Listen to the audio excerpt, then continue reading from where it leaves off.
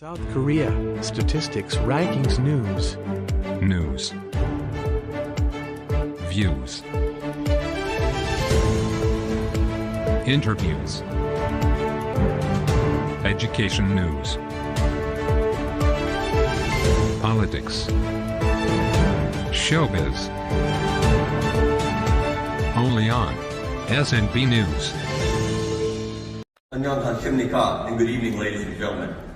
저는 연합사 유엔사 연합사 교환미군사 기정부장 서기장군입니다.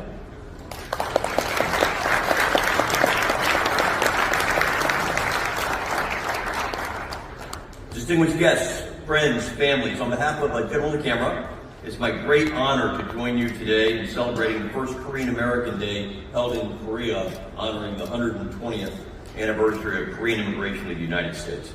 I'd like to personally thank Dr. Chung, as well as the NARA Art Company, the World Korean Federation, the Republic of Korea Parliamentarian Society, the Korea American Association, the Pan-National Movement for Peace and Unification Headquarters, and the League of Korean Americans for inviting me to this auspicious gathering. On behalf of United States Forces Korea, the United Nations Command, and Combined Forces Command, we are extremely grateful for your leadership in this effort to recognize the outstanding accomplishments and significant contributions made by Korean Americans over the past 120 years. With the immigration of the first Koreans to the United States in 1903, a partnership of steadily growing strength and resilience was born between two people who, quite frankly, couldn't have seemed further apart at the time in terms of language, culture, and, well, plain old geography. I was having a conversation before my remarks here this evening, and I was highlighting that the road for these early immigrants was not an easy one.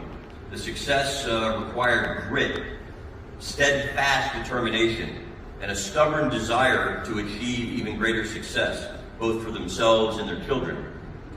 Well, these characteristics we now know as hallmark traits of a proud Korean culture. These characteristics, perhaps more than anything else, helped Korea's early immigrants acclimate to their new home and its very different culture, for Americans have always valued those very same qualities. Korean American success stories literally fill the pages of our shared history. I'd like to highlight a few, if I might. Park Byung-mung, an early activist and supporter of Korean independence, whose untiring efforts led to the free, independent, and thriving republic we see around us today. Daniel Dae Kim, Grace Park, and too many others to name continue to make names for themselves in the entertainment industry, creating inroads in a very tough and competitive business, one in which Korea is becoming quite famous, by the way. At the same time, they put their efforts in front of them and center on the world stage, showcasing Korean American accomplishments with the purchase of each movie ticket sold or online content live streamed around the world. Entrepreneur Ty Lee, who Forbes magazine declared one of the top 5 wealthiest self-made women in the United States. She's incredible. And incidentally, her company is still the largest female-owned business in the United States. And finally, one of my personal favorites as a longtime student of military history may be Colonel retired Kim Young-ok. Colonel Kim fought as an officer in the highly decorated 442nd Regimental Combat Team in World War II, leading Japanese-American troops in Europe.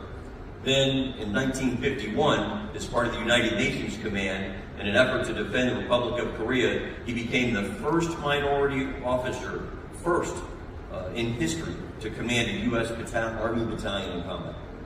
After the war, Colonel Kim returned to the Republic of Korea as a military advisor, conveying his years of wartime experience to a young ROK Army.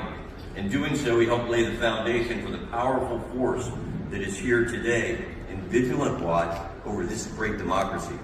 A pioneer in so many ways, he sought out every opportunity to repay the debts he felt he owed both Korea and the United States. Colonel Kim once told Chosun Ilbo, as a Korean, the most direct way to help my father's country even a little, and as a U.S. citizen, the most direct way to repay even a little debt owed to Korea and the U.S. was to go to Korea, pick up a gun, and fight. I think that action and those words very much reflect the spirit that makes the contributions of Korean Americans so utterly profound. It captures perfectly the two-way nature of the U.S.-ROC relationship in a way that only those individuals could adequately express.